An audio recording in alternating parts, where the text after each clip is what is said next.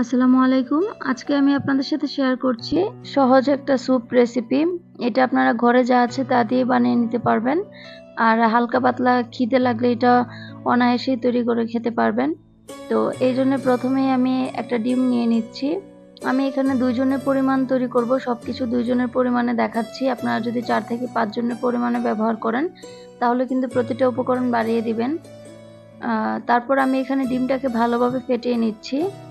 এরপর আমি এখানে নিয়ে নিচ্ছি ১ চা চামচ কর্নফ্লাওয়ার। এই কর্নফ্লাওয়ারটা আপনারা চাইলে নাও দিতে পারেন যদি ক্রিস্টাল স্যুপ খেতে চান।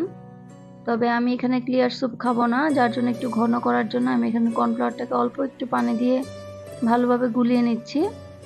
এইটা স্যুপটাকে অনেকটা ঘন হতে সাহায্য করবে।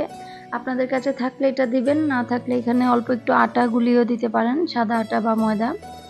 টেস্টের আশা করি তেমন একটা হেরফের হবে না। আমি ২ ভাবেই খাই। খুব বেশি একটা আহামরি টেস্টের ডিফারেন্ট আসে না।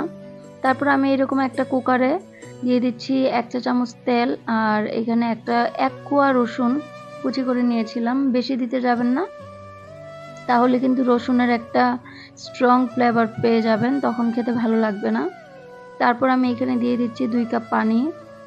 পানিটা দিয়ে দেওয়ার পর যখন একটু বলক আসবে তখন আমি এতে দিয়ে দিচ্ছি ১.৫ চা চামচ পরিমাণ সয়া সস, আর দিয়ে দিচ্ছি এরকম ১ প্যাকেট টমেটো সসের সস।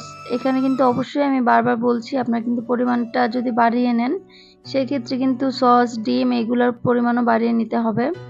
তারপর আমি এখানে দিয়ে দিচ্ছি স্বাদমতো লবণ আর ১/২ চা চামচের মতন গোলমরিচের গুঁড়া। আমার এই গোলমরিচের গুঁড়াটা ঘরে তৈরি, যার জন্য এটা অনেক স্ট্রং ফ্লেভার অল্পতেই পাওয়া যায়। আপনারা যদি বাজারের কেনাটা ব্যবহার করেন সেক্ষেত্রে এখানে ১ চা চামচ পরিমাণ দিবেন। তারপর এগুলোকে নেড়েচেড়ে মিশিয়ে নিয়ে আমি এখানে আমাদের সেই কর্নফ্লাওয়ারের মিশ্রণটা দিয়ে দিচ্ছি।